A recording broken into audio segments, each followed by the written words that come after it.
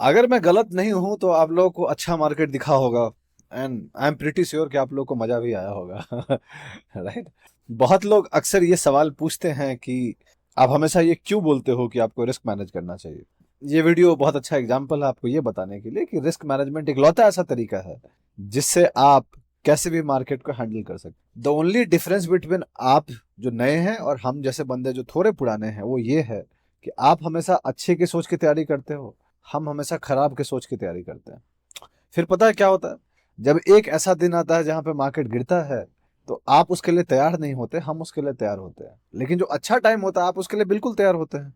और हम तो वैसे भी तैयार होते हैं क्योंकि जो 10 थप्पड़ खाने को तैयार है उसको अगर कोई नहीं मारेगा तो वैसे भी खुश रहेगा, और अगर कोई 2-4 थप्पड़ मार भी दिया तब भी खुश रहेगा क्योंकि वो 10 थप्पड़ खाने को तैयार था। यही है मार्केट की कहानी। ये वीडियो जब आपको मिलेगा तब तक ये मार्केट क्लोज हो चुकी होगी और आज का दिन खत्म हो चुका होगा। कुछ लोगों के लिए दिन थोड़ा सा डिफिकल्ट होगा। चलिए उसी के बारे में बात करते हैं, क्यों हुआ है, क्या हो रहा है, आने वाले टाइम में क्या हो सकता है। अगर आप जानना चाहते हैं तो ये वीडियो आपको देखना चाहिए।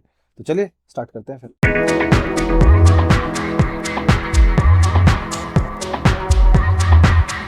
कैसे हैं आप लोग। मेरा नाम ब्रज भूषण हुआ और मैं आप लोग का स्वागत करता हूं आप लोग के अपने चैनल पे जिसका नाम है ट्रेड विद भूषण।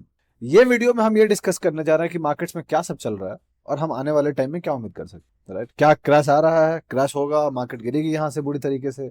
बहुत सारी बातें हैं, बहुत सारे अजम्पशन है, बहुत सारे नॉइज चल रहा है, हम उसके बारे में डिस्कस करेंगे। बट आगे बढ़ने से पहले मैं दो चीज क्लियर कर देना चाहता हूँ। पॉइंट नंबर 1, ये वीडियो एक लर्निंग पर्पज वीडियो है, कोई टिप या रिकमेंडेशन वीडियो नहीं है। आप ब्लाइंडली मेरी बात को मत मानिएगा, मैं सेबी रजिस्टर्ड नहीं हूँ। मैं बहुत क्लियरली बोलता हूँ, मैं सेबी रजिस्टर्ड नहीं हूँ। प्लस मैं ये भी आपको कहता हूँ कि आप मेरी बात मत मानिएगा। आप सीखना चाहें तो सीख सकते हैं, मैं आपको अपना ओपिनियन बता रहा हूँ जो मुझे आता है, जो मुझे समझता है, जो मैं सोच रहा हूँ। मैं गलत हो सकता हूँ, बिल्कुल गलत हो सकता हूँ। पॉइंट नंबर 2, कोई भी फाइनेंशियल डिसीजन लेने से पहले आप अपने फाइनेंशियल एडवाइजर को जरूर डिस्कस करें, बिकॉज वही सही लोग होंगे आपको बताने के लिए कि आपको क्या करना नहीं करना। हम जैसा इंसान सही लोग नहीं होगा आपको बताने के लिए, बिकॉज मुझे नहीं पता कि आप क्या सोचते हैं, मुझे नहीं पता कि आप क्या समझते हैं, आपका रिस्क क्या है, आपको नहीं पता कि मैं क्या सोचता हूँ, मेरा रिस्क क्या है। ठीक है।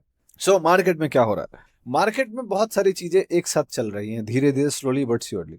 वीकेंड में अगर आप मार्केट अपडेट वीडियो देखे होंगे तो आप जानते होंगे कि हमने बात किया था फेड के बाद क्या हुआ था। तो फेड का जो नॉर्मल अनाउंसमेंट था कि उन्होंने कोई रेट कट नहीं किया था, बट उन्होंने ये कहा कि सितंबर में रेट कट लाइकली है। ठीक है, जिसका मतलब है कि इकोनॉमी अब एक ऐसे पॉइंट पे पहुंच गई है जहां पे इंटरेस्ट रेट बहुत ज्यादा बढ़ा के मतलब नहीं है, तो रेट हाइक नहीं करके अब रेट कट करने की बात कर रहे हैं। तो रेट हाइक पहले बीच में किए, फिर कुछ दिन स्टैग्नेंट रखे। अब जब मार्केट से कुछ पैसा निकल चुका है तो वो सोच रहे हैं रेट कट करने के लिए ताकि लिक्विडिटी मार्केट में बनी रहे। बट उसके जस्ट अगले दिन जब जॉब डेटा आया तो जॉब डेटा ये इंडिकेट किया यूएस का कि भाई जितना वो एक्सपेक्ट कर रहे थे उतना बुरा था, उससे ज्यादा बुरा था। तो वो अच्छा नहीं था, वो इंडिकेट ये कर रहा था कि मार्केट्स में इकोनॉमी थोड़ी अच्छी नहीं चल रही। मार्केट में मतलब देश में इकोनॉमी अच्छी नहीं चल रही। Now why US is important, because US दुनिया का सबसे बड़ा देश है, सबसे पावरफुल देश भी है। कुछ लोग मानते हैं कि हमारा देश पावरफुल है, बट डेटा वो नहीं कहता दोस्त। एक नेता अगर आपको बोल रहा है तो उससे पहले डेटा चेक कर लीजिएगा, नेता की बात तब मानिएगा। ठीक है।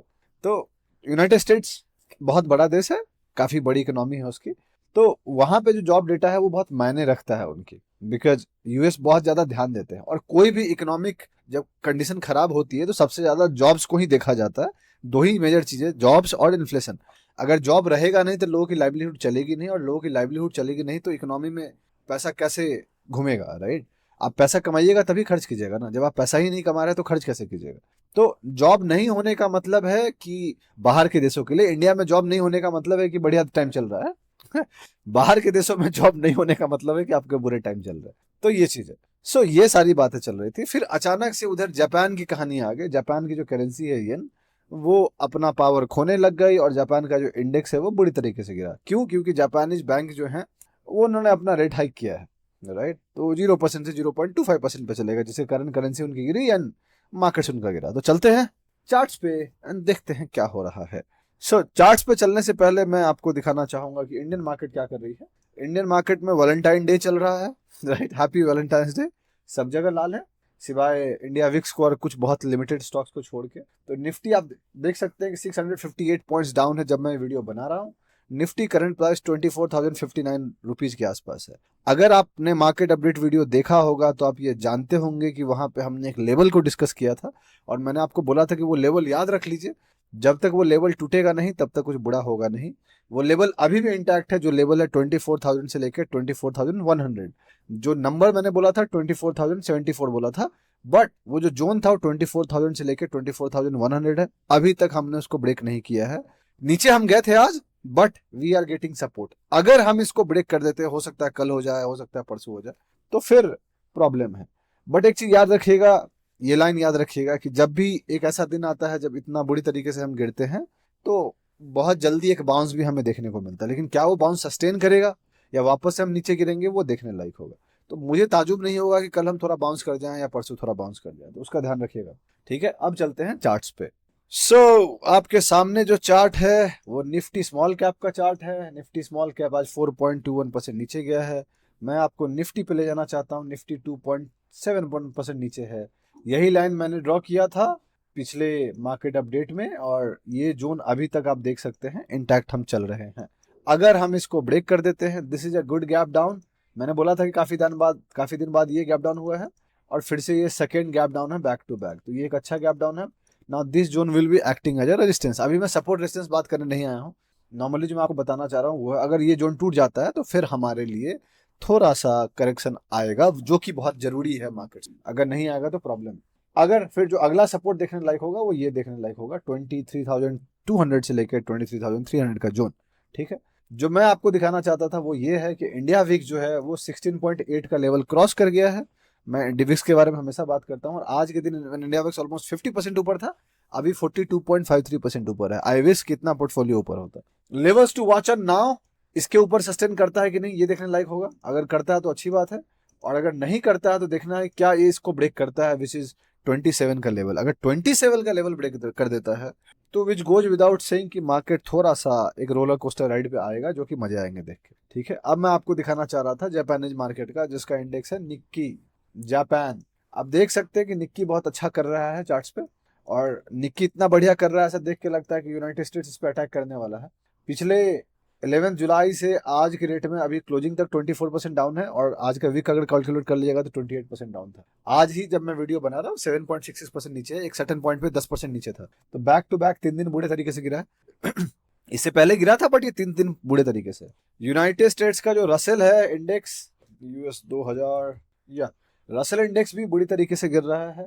एंड ये इंडिकेट कर रहा है, आप 3 दिन का इसका मूव देखो, इसके हिसाब से हम लोग कुछ भी नहीं गिरे हैं। ये 3 दिन में ही साढ़े 11-12% नीचे है यूनाइटेड स्टेट्स का रसेल इंडेक्स, जो मेजर 2000 कंपनी का इंडेक्स है। सो इसका मतलब है कि बहुत सारी कंपनी अच्छी, अमेजन 10-12% गिरा है, एप्पल गिरा है, इंटेल तो बुरी तरीके से गिरा, और बहुत सारे बढ़िया बढ़िया कंपनी भी गिर रहे हैं। तो हम आप तो हमारी पोर्टफोलियो और आपकी पोर्टफोलियो तो क्या ही गिर रही है। इंडिया इन सारे बीचों के बीच में भी ठीक ठाक होल्ड किया है। Silver is going down, but gold फिर भी होल्ड कर रहा है। तो गोल्ड ये इंडिकेट कर रहा है गोल्ड बुरी तरीके से नहीं गिरने वाला, लेकिन सिल्वर नीचे जा रहा है, जो इंडिकेट कर रहा है कि भाई कुछ सही नहीं है। There is something to watch for, that is bitcoin which is going down. And bitcoin अपने ऑलमोस्ट हम हर वीक कवर करते हैं, बट बिटकॉइन अपने हर एक मेजर सपोर्ट को ब्रेक कर रहा है। यहाँ से रिजेक्ट हुआ और आज के रेट में $52,000, इनफैक्ट लो ये नया बना दिया था $49,000 का। तो $50,000 का जो सपोर्ट था उसको ये टेस्ट कर रहा है, देखना है ब्रेक करता है कि नहीं। But yeah now this whole trend has changed in bitcoin. ये नया हाई नहीं बनाया है, हायर लो बना दिया है, और ये लोअर लो बना दिया है, विच गोज विदाउट सेइंग कि on daily the trend has changed for the bitcoin, right.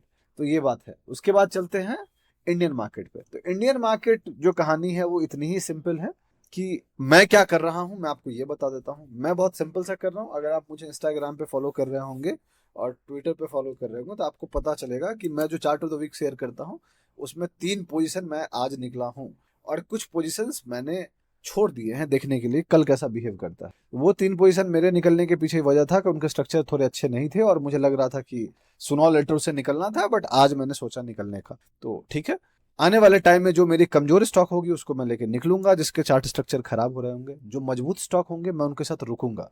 In my very short term portfolio आप जानते होंगे, अगर आप मुझे फॉलो कर रहे होंगे, कि मैं 100% इन्वेस्टेड कभी नहीं था, and I was hardly invested 60%, 65%, जिसमें से 2 स्टॉप लॉस तो मेरा पिछले 2 दिन में ही हिट हो चुका है, 2-3 दिन में। तो I am back to 50% investment almost. उसमें भी कुछ स्टॉक, 2 स्टॉक ऐसे भी है जिसके स्टॉप लॉस आज हिट हुए हैं, बट मैं निकला नहीं हूँ, जस्ट टू सी कि कल क्या करता है, and then I will be exiting it अगर मुझे लगेगा निकलने को। तो मैं ये कर रहा हूँ। मैं अपना रिस्क मैनेज करके हमेशा चलता हूँ, तो ऐसे मार्केट्स को मैं झेल जाता हूँ, कोई दिक्कत नहीं है। अगर इससे बुरा होगा तो आप तब भी देखिएगा कि मैं तब भी झेलूंगा और मेरे चेहरे पे तभी भी हंसी होगी, मैं उदास नहीं होता, राइट।